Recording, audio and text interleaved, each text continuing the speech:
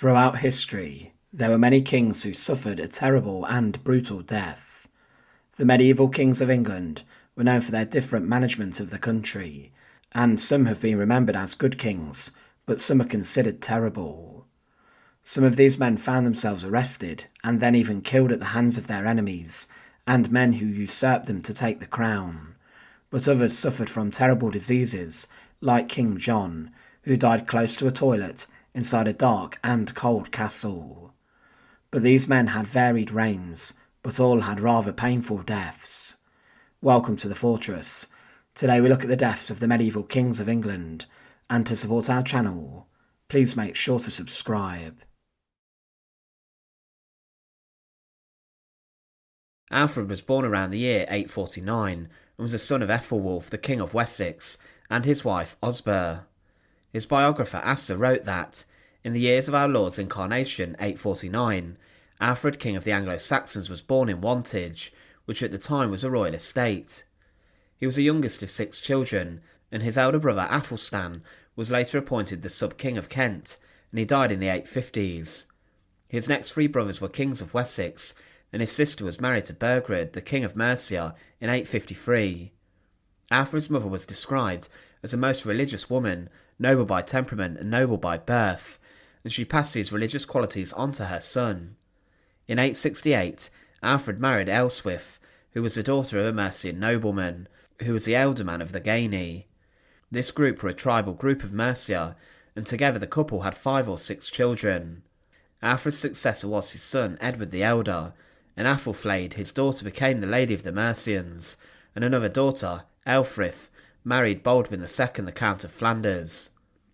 In 868, Alfred was recorded as fighting alongside Aethelred in an attempt to keep the Viking army, the Great Heathen Army, which was commanded by Ivor the Boneless, out of the Kingdom of Mercia.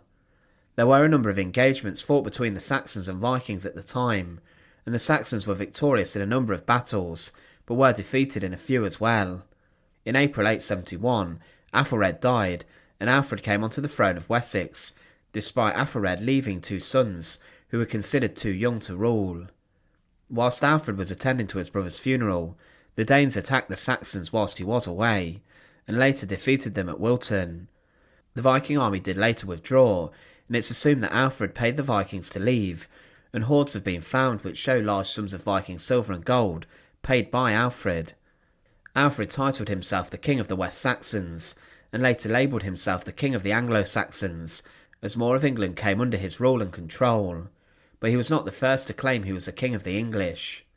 One of his greatest victories came in the Battle of Edington in 878.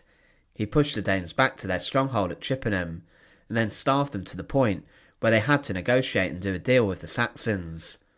One of the terms of the surrender was that the Danish king Guthrum was to convert to Christianity, and this happened 3 weeks later, and a number of Guthrum's closest leaders were also baptised. Also, Alfred created what was known as a Danelaw in the north of England during these negotiations, and it was said that peace hopefully would have been kept between those living under the Danelaw and the Kingdom of Wessex. Alfred later travelled to Rome, and whilst here he learned how other kings across in Europe had dealt with Viking raiders, and whilst here he came up with a form of taxation for his kingdom. He changed the tax laws in Wessex to make sure that defences could be paid for and maintained, and a system of fortifications called burhs were created to help deal with Viking raids. The raids did resume in 892, and Alfred was in a much stronger position to defend against them now, as he had a mobile field army, a significant number of garrisons and professional soldiers, and he also had a small fleet of ships which would be used on the rivers and estuaries inside of his land. The Danes came across to Wessex initially in 330 ships, and they based themselves in Kent, and they brought their wives and children with them, showing that they intended on settling and colonising England. Alfred negotiated with Haston, a commander of the part of the army, and the Danes were eventually defeated. The Vikings did attempt to break through the English lines, but were later plagued by a lack of food and supplies, and a few years later they withdrew completely. Despite being a successful military leader and commander, Alfred's legacy was also in that he was seen as a reformer and an advocate of education. Alfred was involved in translating works from Latin to English to make sure that his population had a wealth of books that they could learn from. He was inspired in this by Charlemagne, and he created court schools which allowed the nobility to have good access to a good standard of education. Also, those who were not the nobility were allowed to attend, and inside of these schools, the best scholars across Wessex would teach. His influence was to try and help develop Anglo-Saxon culture and society, to make the people more learned.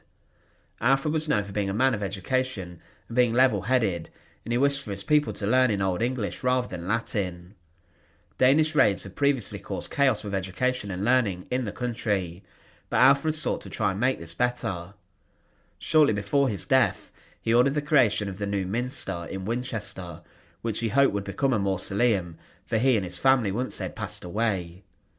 In terms of his reputation across the kingdom, it was said he was greatly loved, more than all of his brothers, with a universal and profound love, and he was always brought up in royal court.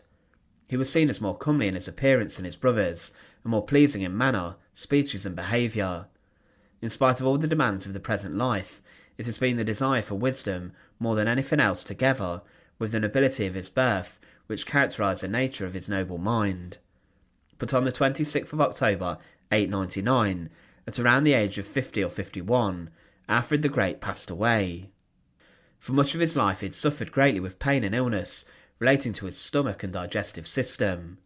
His biographer Asser, who wrote down and described a large amount of Alfred's life, documented a description of Alfred's symptoms. The pain Alfred had was harsh and relentless, and it persisted for over 20 years, and the cause remained unknown to the physicians at the time. This led to many people speculating that the king was possessed by a devil, or had been punished by a witch, or a Danish seer. Many of us thought that he may have suffered with an unknown fever or possibly hemorrhoids, but using what we know now about illnesses in the human body, it's interesting to consider that Alfred the Great suffered from Crohn's disease. This causes painful and chronic inflammation of the digestive system and can cause ulcers to form. Doctors still don't know what exactly causes it, and common symptoms of it are abdominal pain, cramping, fever, tiredness and passing blood in stools, of which Alfred was known to have suffered with. Alfred, it's alleged, did manage to work out which foods made his pain worse, such as meat, and may have even eaten a mostly vegetarian diet because of this. Further evidence points towards the king having Crohn's, as it's considered that his grandson King Edred also suffered with similar symptoms and problems. With this he would have been suffering from the pain throughout most of his life, and there would have been little relief for Alfred the Great. His pain must have been difficult to deal with, along with being the King of Wessex, and it was said he tended to have periods where it did not bother him too much. He went from times where the pain was not present, to times where it was so severe that he was unable to leave his room. If Alfred suffered with tuberculosis or colon cancer, then he would not have lived as long as he did, so it's considered that the king died from Crohn's. Alfred was buried for a short period at the Old Minster in Winchester, with his wife and later son, Edward the Elder. 4 years after his death, his body and family's bodies were exhumed and were laid to rest in the new Minster. They were there for 211 years, until William the Conqueror demolished the new Minster Abbey, where Alfred was laid to rest. Monks did exhume the bodies of him and his family, and he was reinterred at Hyde Abbey. They were buried before the high altar, but during the reign of Tudor King Henry VIII, many of the Roman Catholic churches and sites were vandalised by the English during the dissolutions of the monasteries. Hyde Abbey was dissolved in 1538, and the graves housing Alfred and his family remained underground, before the construction of a town jail was created on the site. Before the construction began, convicts who were later imprisoned there were sent to prepare the ground, and they discovered the coffins of Alfred and his family. The local priest wrote, "This miscreant's couch amidst the ashes of our Alfred and Edward's, and where once religious silence and contemplation were, only interrupted by the bell of regular observance, the chanting of devotion, now alone resound the clank of the captive's chains and the oaths of the profligate." In digging for the foundation of the mournful edifice, at almost every stroke of the mattock or spade, some ancient sepulchre was violated, the venerable contents of which were treated with marked indignity. On this occasion, a great number of stone coffins were dug up, with a variety of other curious articles, such as chalices, rings, buckles, the leather of shoes and boots, velvet and gold lace belonging to chasubles and other vestments, as also the crook, rims and joints of a beautiful Crowser double gilt. Today the remains of Alfred the Great remain lost, and it's not known what happened to them. He was a king who changed England and Wessex for good, and he helped to defeat the Danes a number of times. He was a clever man and an intelligent one, but a king who devoted much of his time to God and religion. He did suffer throughout his life with painful stomach conditions that caused him to waste away, and they later killed him. John was born around Christmas in 1166 in Oxford, and he was the youngest and favourite son of King Henry II.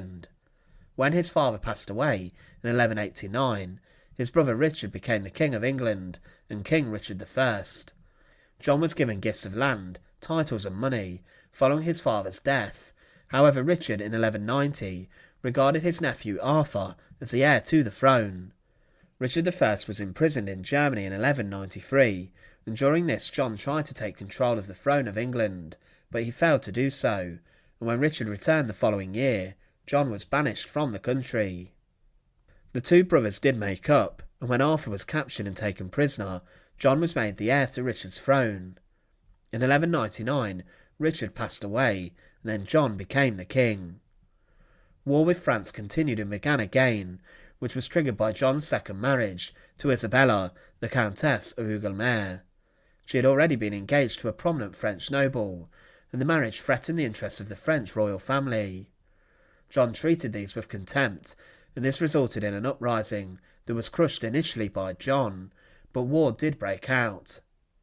By 1206, John had lost Normandy, Anjou, and other important parts of France, and these failures led to many to question his suitability to rule in England. It damaged his reputation massively, and John was determined to win these back, but in order to do so, he needed a large amount of money to continue to go to war with France. For this, he began to impose rather harsh taxes, and his government were ruthless in obtaining them, which caused a rather big problem with his popularity. People in England did not like paying extra tax, and many of them could not afford to do so. But in England, the barons who presided over large amounts of land were incredibly unhappy with John and his new taxes. John exploited his power and rights to take as much as he wanted, and the barons were furious. Eventually they went to war with the monarchy, and when the rebel barons took many different strategic castles and sites, the barons even invited the French king to England to help them take the fight to John and lead them, and it was said that the French king did have a claim to the throne. In 1215, John was forced to negotiate with the rebels when they seized London, and on the 19th of June 1215 he accepted the terms put forward by the barons and was forced to sign Magna Carta, or the Great Charter, that limited his powers and ensured that the king was not above the law. It was the first formal document stating that the monarch was under the rule of the country as much as his people were, and that the rights of individuals were to be upheld, even if the king did not like this. This settlement was deemed impractical, as John claimed that it was signed under duress, and the Pope took his side, and King John then laid waste and rampaged through the northern counties and the Scottish border region. When Louis of France did invade, John continued to fight the barons, but in October 1216, everything changed for the much reviled and hated King of England. In October 1216, John was travelling across England with a number of his followers, and he stopped to rest at an abbey of Swineshead in the Lincolnshire Fens. In the treacherous fens, he had lost half his baggage, and when he arrived, the residents of the abbey quickly scrambled to find food and accommodation fit for the king. It's believed that John may have even lost the English crown jewels in his travels at the time, and it's suggested that some of these even fell into the wash when he crossed the water. Some rumours have emerged about what occurred inside of the abbey. One is that inside of the house, John was poisoned by the monks, who found the king to be very arrogant. It was believed that the abbot did not want to host John, and that the king's reputation for cruelty and spite and even murder did not sit well with the monastic order. John ate their food and drank with the monks, and one allegation is that John was poisoned by the monks with poison that had been extracted from toads, and this was considered deadly. But at some point the king did leave the abbey, and it's not entirely confirmed what emerged from the visit, and he continued on to Newark Castle a short while away. It's believed that John met his end near or very close to a toilet inside of Newark Castle in October 1216. It's mostly believed that King John died from dysentery, a disease and illness that causes serious diarrhoea and eventually death.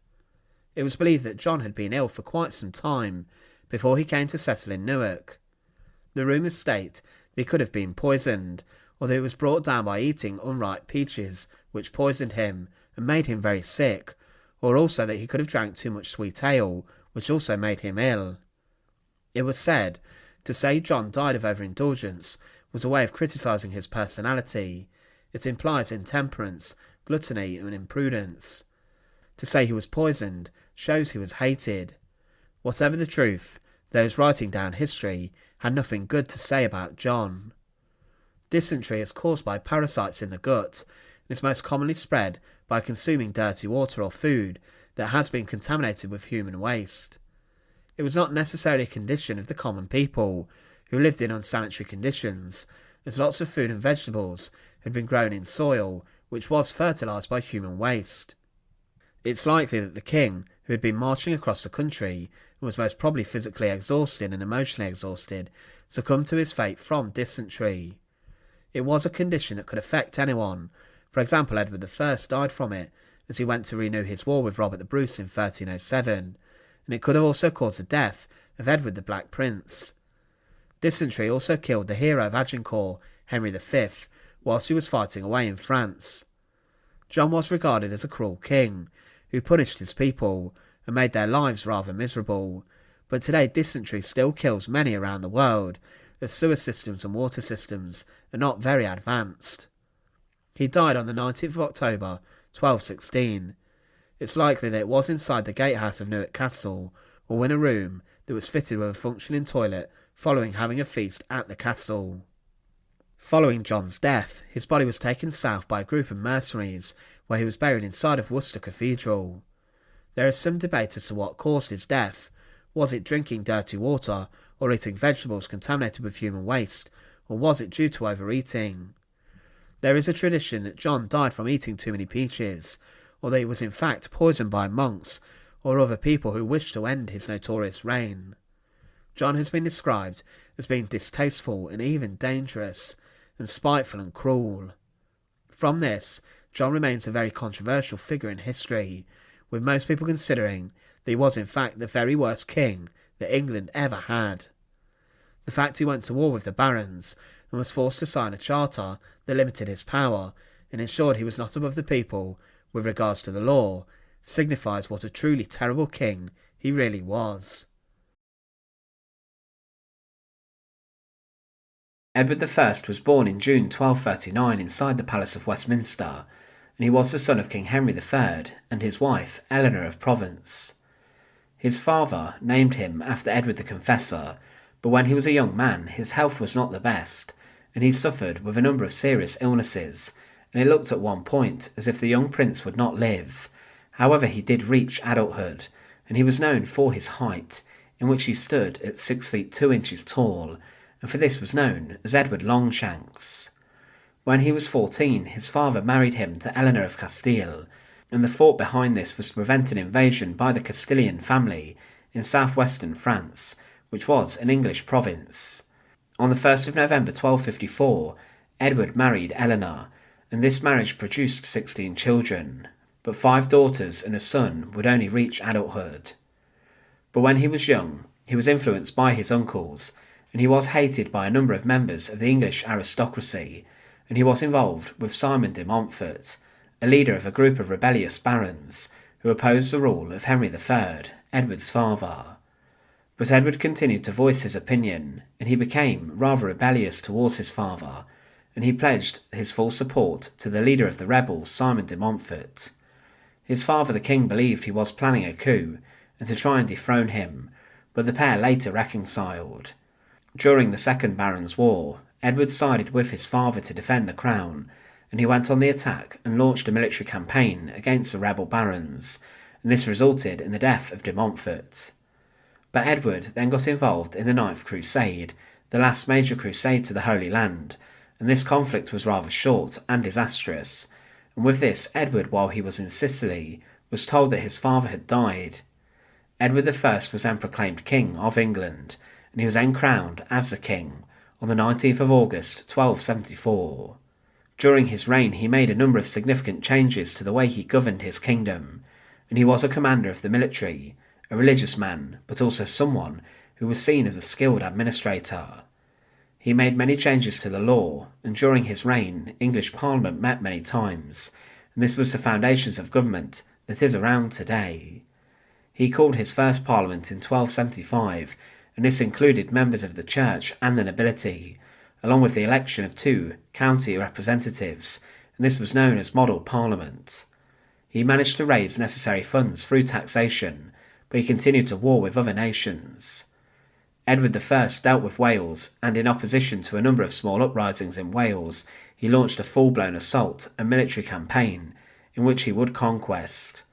He invaded in 1277 and defeated the Welsh rebel leader, and then rampaged to the west and built many castles to show his royal power. But Edward ordered any rebellious actions to be put down brutally, and with this terrible acts of violence were committed, and the country was then seen as a vassal state to England, and many of Edward I's castles still exist today. He also dealt with uprisings in Scotland, and in 1290 he was recognised as a Scottish overlord, and he then decided who would succeed to the Scottish throne. Edward chose John Balliol, and he was seen as a puppet who the English king could control, and when Edward invaded Scotland he had Balliol imprisoned inside the Tower of London. But Edward I, because of his campaigns in Scotland, became known as the Hammer of the Scots, as he was very ruthless, and he continued to campaign and wage war against the Scots. But inside of his kingdom he did order the expulsion of the Jews, which saw Edward seize the property of those kicked out of his nation. But in 1306 it was noted that inside the king's household accounts that a lot of medicine, ointments, and other pieces of clothing were ordered as the king was suffering. The king's legs were treated by doctors, and he even at times wore a neck brace, and he suffered from painful joints. To combat this, Edward took herbal baths, and he consumed medicinal remedies, some which even contained gold, silver, and pearl. But Edward's health continued to decline in his final years, but he refused to die, and he went on one final Scottish campaign. In his final years he continued to wage war against the Scots, and continued to be ruthless. He brutally imprisoned Robert the Bruce's sister in a cage, and also executed his brother, who was hanged, drawn, and quartered. In February 1307, Edward then began to gather his men, and he rallied himself as he moved north. Edward I continued to execute leading Scottish nobles, for example the Earl of Atholl, who was executed on a large gallows built specifically for the occasion. But when he rode out to Carlisle on the 3rd of July 1307, Edward I contracted dysentery, and on the 6th of July they reached Berg by Sands, which was on the English side of the northern border. But the following day the king's servants entered his tent to try and rally the king, as they lifted him from his bed, and Edward fell dead into their arms. News of Edward's death was kept secret to prevent desertion, and of course he was a very old man at the time, and Edward II was then crowned Edward's son. Edward I's body was sent south, and it arrived at Waltham Abbey in Essex, and here it lay in state, and a number of vigils were held for the king, and much prayer was said for his soul. There were preparations made for the funeral, and his body was then eventually moved to St. Paul's, before it was then moved to Westminster Abbey for the funeral. The king was laid to rest during this in his coronation robes, which included a red silk tunic and a cloth of gold lower garment, and a crown was placed on his head as was tradition, and in his hands his sceptres of royal office were placed. Edward I was then interred in a plain black Purbeck marble tomb, and there was no effigy placed on top of it, and the words "Edward the First Hammer of the Scots is here" was later added. But Edward's tomb was so plain, and some have even speculated that this may have been done to save money, or that Edward II may have been pleased that his father had died. But another possibility is that Edward I had wished for his body to not remain in a tomb for long, as he actually wanted his body to be allegedly boiled down, and his bones then taken to the Holy Land on crusade as a relic.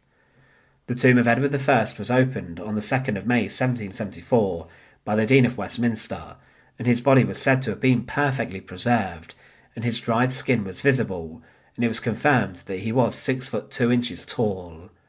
But due to the coolness of the air and low humidity inside of Westminster Abbey, he had been well preserved. It was said of the king's body that the chin and lips were entire, but without any beard, and a sinking or dip between the chin and the under lip was very conspicuous. Both the lips were prominent, the nose short as if shrunk, but the apertures of the nostrils were visible. There was an unusual fall or cavity on the part of the bridge of the nose, which separates the orbits of the eyes, and some globular substance, possible fleshy part of the eyeballs, was movable in their sockets under the envelope. Edward I was a king of England for over 35 years, and inside of his kingdom he was very well respected, but he was a man who waged serious war against his enemies, including the Welsh and the Scottish, securing English power across Britain. But he was a ruthless and brutal man who ordered significant executions of prominent Scottish nobles and commanders such as William Wallace, and he would spare no dissent. Edward I, because of this, is considered one of the strongest, if not the strongest, English medieval king. Edward II was a son of Edward I and Eleanor of Castile. His father is considered today a successful but brutal military leader who is linked to expanding castles and winning many battles. Edward II himself was born inside the walls of Carnarvon Castle, as the decision for this to occur was a conscious one, with the fact Edward I wanted to bring together Wales and England, as he had conquered large parts of it. Edward II became king, following his father's death, on the 7th of July 1307. One of his first commands was to recall Piers Gaveston to his court, a man who it's been rumoured to have been his lover. The next year, Edward II married the 12-year-old Isabella of France, despite the large age gap, with Edward being 23. Their marriage was an attempt to relieve tension between England and France, and they had 4 children, but Edward often left the Queen feeling neglected while spending time with his favourites. Piers Gaveston in particular was showered with gifts and titles, and he began to insult many of England's barons, calling the Earl of Warwick the Black Hound of Arden. However, the hound would eventually come back to bite him. Edward and Piers' relationship was described as a sin against nature and a love beyond the love of women, and it's thought that the king loved him. Gaveston later was captured after he fled for his safety, and he was located at Scarborough Castle. A number of barons captured him, and they tried to force the king to agree to the barons' demands, and Gaveston was held at Warwick Castle and was then sentenced to death. In nearby woodland, he was then beheaded by sword. Edward was seen as weak, and this was noticed by Robert the Bruce, the Scottish military leader. He had lost large amounts of his kingdom during Edward I's reign and wished to take it back. In 1314, Edward II and his army marched north to stop the Scots, but Robert had recaptured most of the castles taken by Edward previously, and had encroached into northern England. On the 23rd of June 1314, the Battle of Bannockburn erupted, and it resulted in a devastating loss for the English king. They were routed and chased by the Scots, with Edward II himself forced to run back. Despite his former friendship with Piers Gaveston, Edward also grew closer with another favourite, Hugh Despenser, who was given a large amount of land. This angered the nobles, and at times tensions between the French and English had also deteriorated. Isabella, Edward's wife, was sent to pay homage to her brother, the French king, but instead she plotted against her now hated English husband. She, along with her lover, Roger Mortimer, the Earl of March, invaded England, and they wished to oust the king. Isabella even managed to capture and besiege a number of cities. However, Edward was captured, and he was forced to give up the throne. This left his 14-year-old son, Edward III, the King of England. During this revolt, Despenser was executed, being hanged, drawn and quartered, and he had Bible verses etched into his skin. His father was also executed and was then fed to some dogs. Edward II was then imprisoned inside Kenilworth Castle and was then moved to Berkeley Castle for his safety, in early 1327. It was here that Edward was murdered, and he never left his cell once he was there. He was kept here as it was believed to have been more secure, but we don't really know how he was looked after. Castle records state that he was brought a number of luxury goods, but contemporary accounts claim he was treated poorly and was kept in terrible conditions. It was suggested that he was kept in a damp and dark dungeon and was left to stew in horrific conditions inside a dirty cell, with rotting animal carcasses sharing it too. It was hoped he would catch disease and die from these dead animals, rather than for him to be murdered in cold blood, with his prison guards being then held accountable for the death of a king. One thing is certain though, and it's that Edward II was killed or died inside of the castle. On the 23rd of September 1327, Edward III was told of his father's death a few days before in the evening of the 21st. Most historians accept that he did die on this date, but some believe it was later, but the circumstances of his death are slightly unclear. The most accepted and common story is that Edward II was murdered in cold blood on the orders of his wife Isabella and her lover Roger Mortimer. It is believed that an assassin crept into his cell in the middle of the night and then murdered him, shoving a red-hot burning poker up his backside that slashed his entrails and caused catastrophic internal bleeding. It was said that the guards in the castle heard piercing screams coming from the king's chamber that evening, and that these screams were so loud that they were heard miles away. This rumour began in the 1330s, but there is no evidence to suggest it's true, and it could have just been propaganda. Another source claimed that Edward died at the castle, with no explanation as to how he died, and others claimed that he succumbed to natural causes. It's also debated whether he contracted an illness, but some accounts even claim he died of melancholy and sorrow inside of his cell. One bizarre account claims that he was murdered by a trick, or killed with suffocation and strangulation, or by violent means. Another even says how he was allegedly even freed from captivity, and that he managed to travel to Germany with his son the king, later meeting up with him in secret. The truth behind Edward II's death is that no one could be 100% sure what actually happened to him, but it's mostly accepted that he was murdered inside of the castle. In what manner he was killed remains a mystery today, and it's up to you whether you believe the red hot poker story or not. Maybe you actually think he escaped and fled to Europe. However, one day it's very possible that this medieval murder mystery will be put to bed with a solution.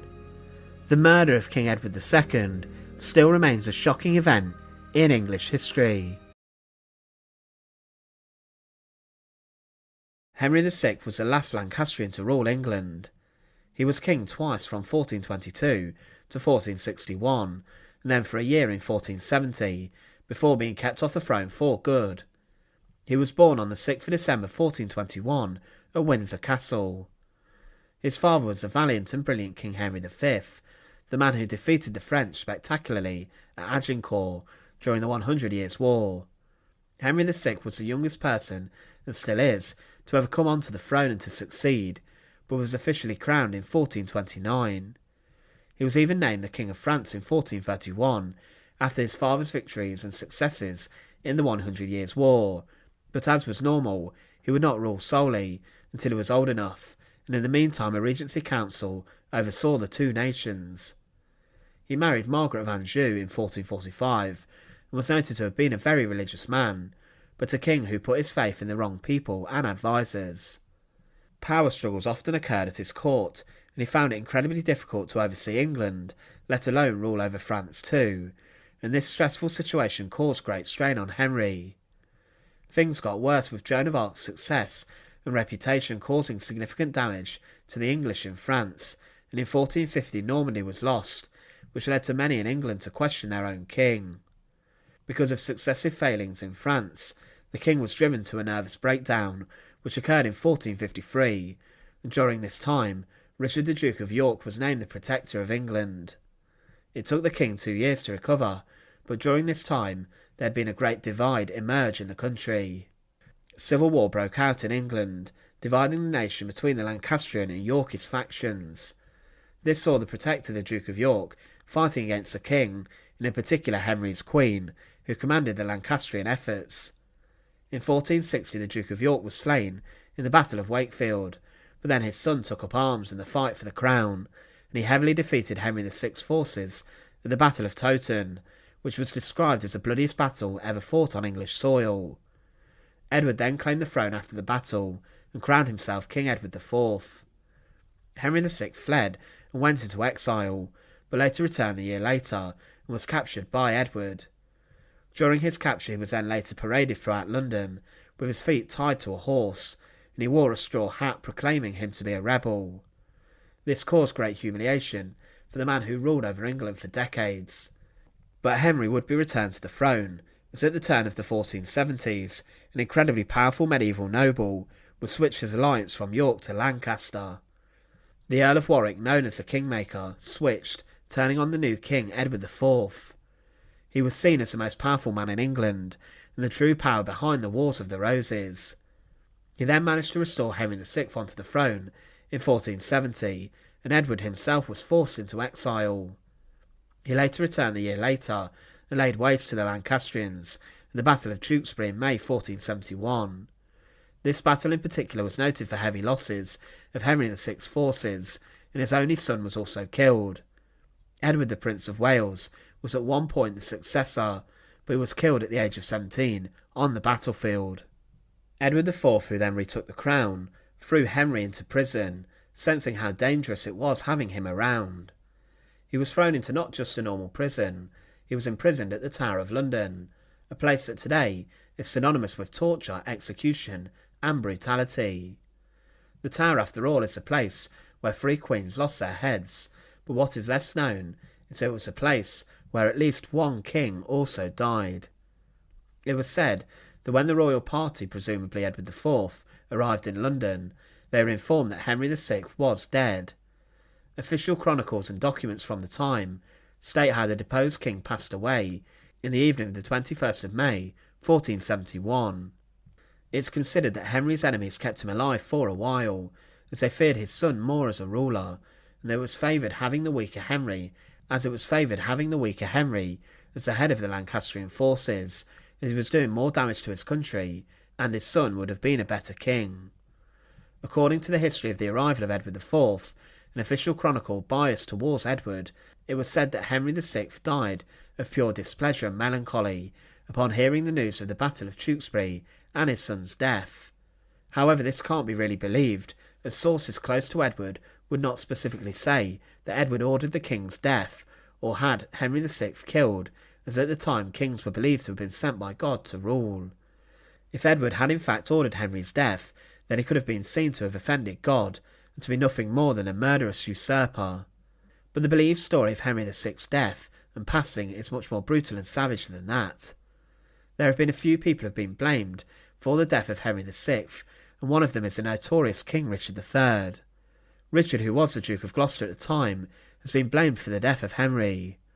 Sir Thomas More, the Tudor advisor to Henry VIII, stated Richard killed Henry, but it's believed that this was done as a way to portray Richard, the enemy of the Tudor dynasty, as a murderous and barbaric individual. It's believed though that Richard was away from London at the time of Henry's death, and also that he was just 18 when he died. It's believed that Henry was murdered, and although in some accounts a specific murder is not named, it was said that Edward IV must have given the order for the death of his prized prisoner inside of the Tower of London.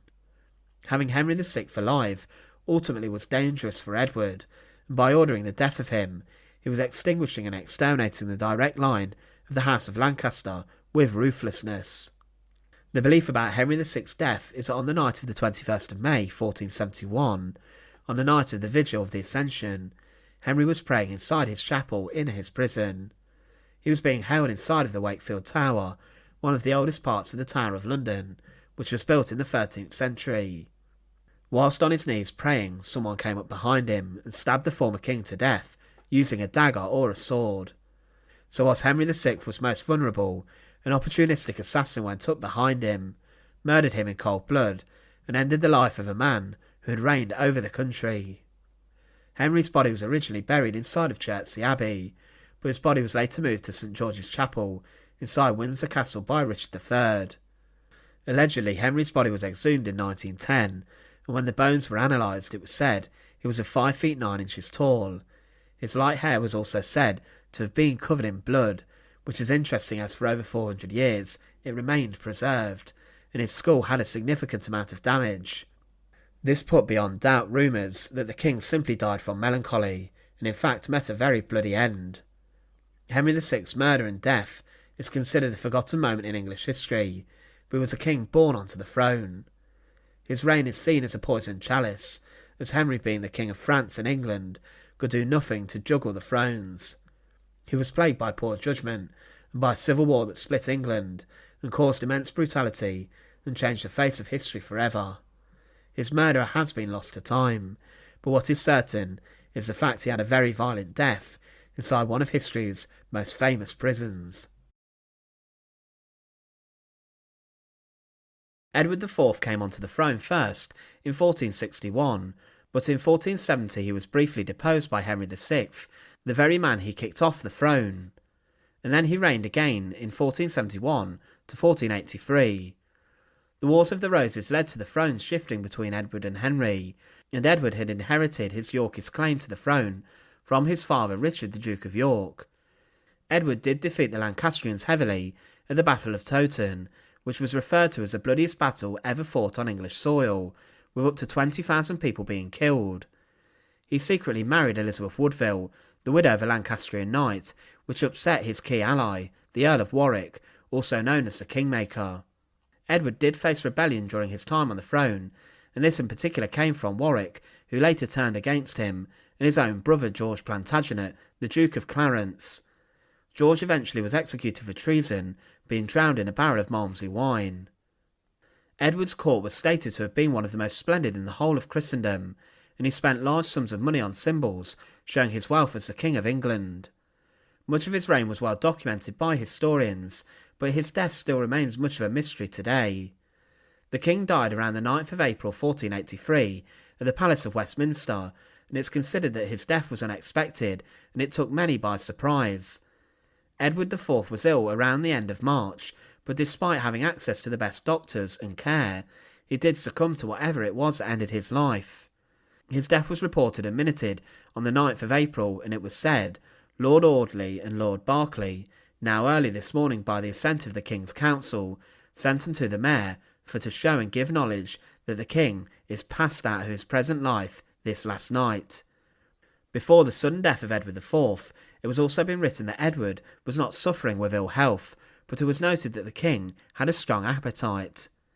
It was said by an adviser he was wont to show himself to those who wished to watch him, and he seized any opportunity that the occasion offered of revealing his fine stature more protractedly and more evidently to onlookers. However, in food and drink he was most immoderate. It was his habit, so I have learned, to take an emetic for the delight of gorging his stomach. Once more, for this reason, he had grown fat in the loins, but he was a tall man, and very fat, though not to the point of deformity. Different sources do give different accounts of Edward, as another said how he was of visage lovely, of body mighty, strong and clean made, and he was of youth, greatly given by fleshly wantonness, from which health of the body, in great prosperity and fortune, without a special grace hardly refraineth. So with these we can establish that the king, despite being slightly overweight around the time he died, was not suffering with an ailment for too long. Different historians have debated Edward's true cause of death, and some believe that he was rumoured to be poisoned, but others also say that it was caused by a chill or a short illness, or even that the king died of sadness. It was also believed that Edward's death was brought on by the lifestyle he was living, a rather debaucherous one. There have been allegations that he was poisoned, and one historian believed he was poisoned with arsenic or some heavy metal. But from what we know about Edward's death, is that he took to his bed around Easter Sunday on the 20th of March 1483, and that within 10 days he was dead.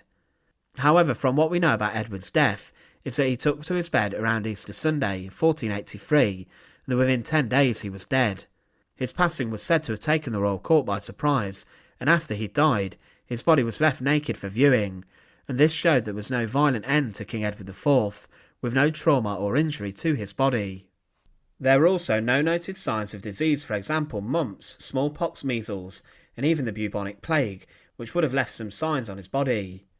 Also, this ruled out other afflictions that were caused by bleeding under the skin, so he was not killed by leukemia or haemophilia.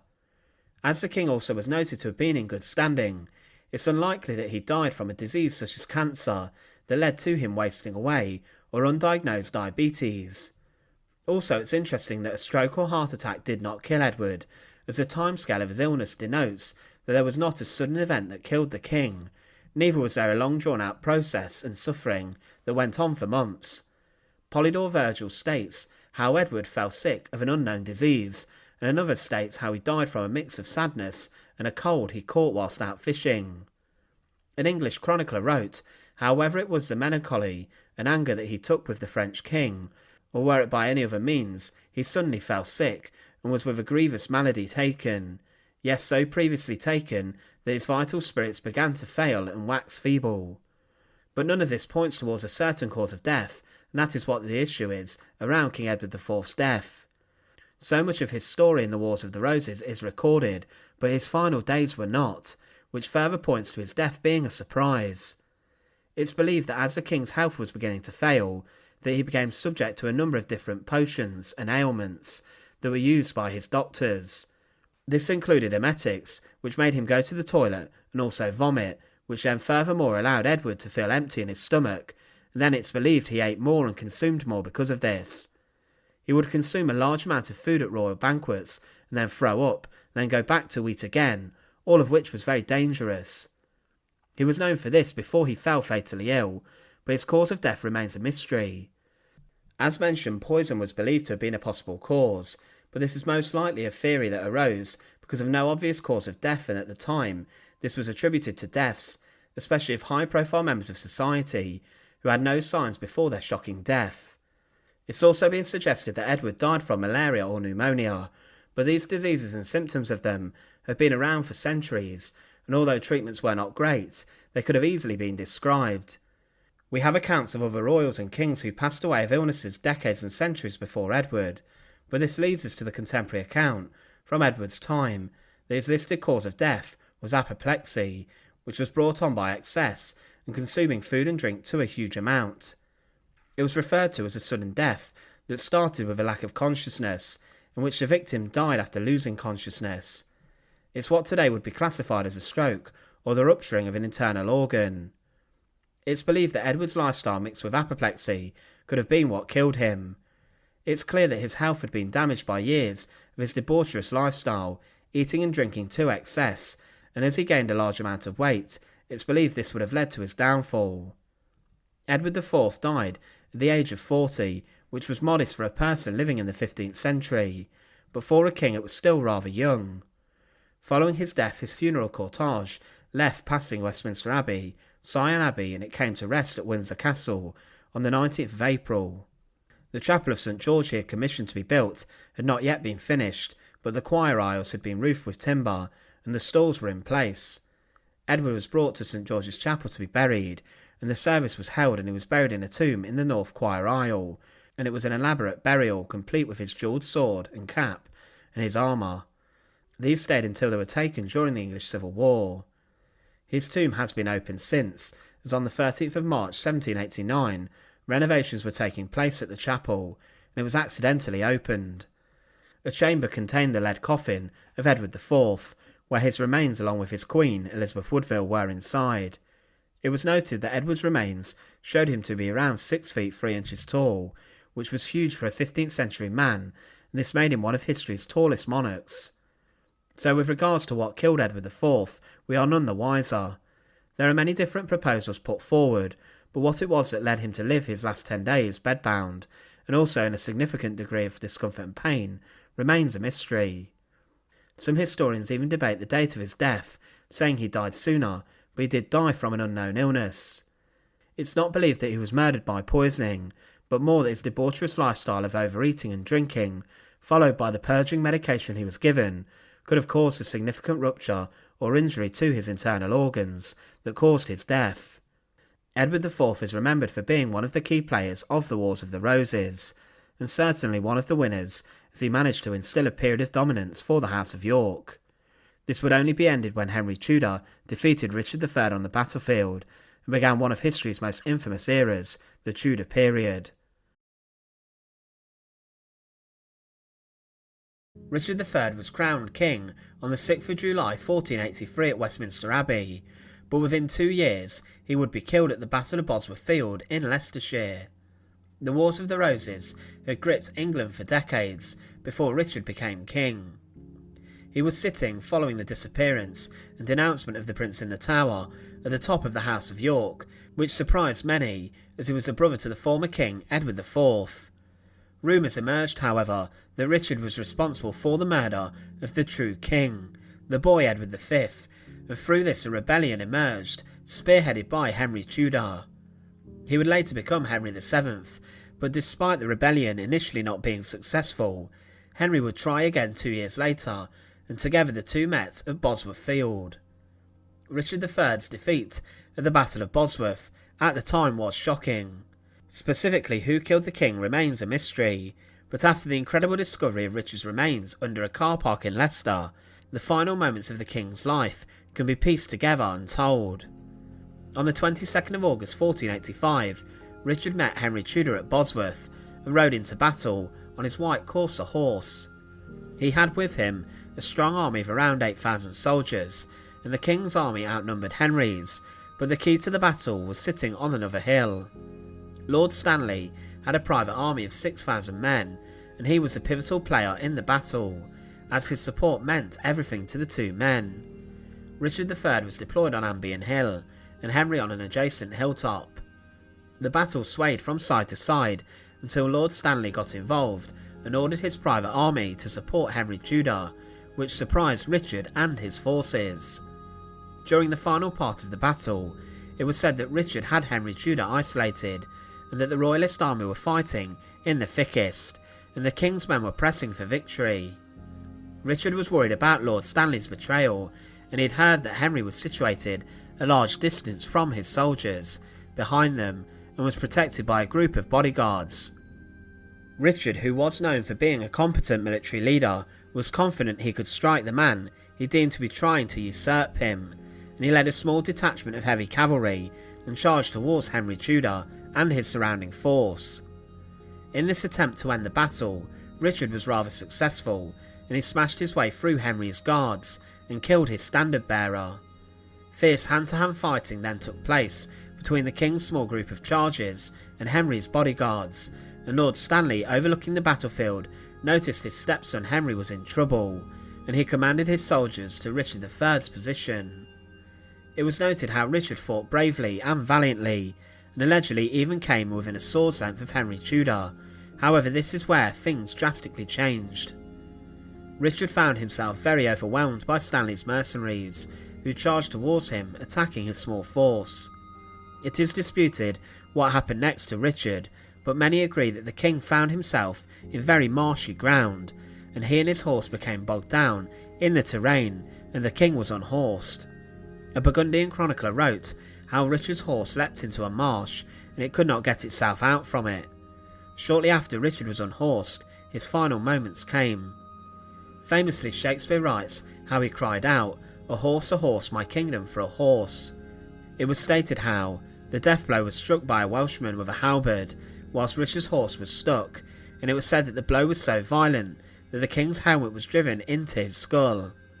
The man who killed Richard has been suggested to have been Rhys ap Thomas, a leading Welsh Lancastrian, who shaved part of the king's head with the blow which he struck him.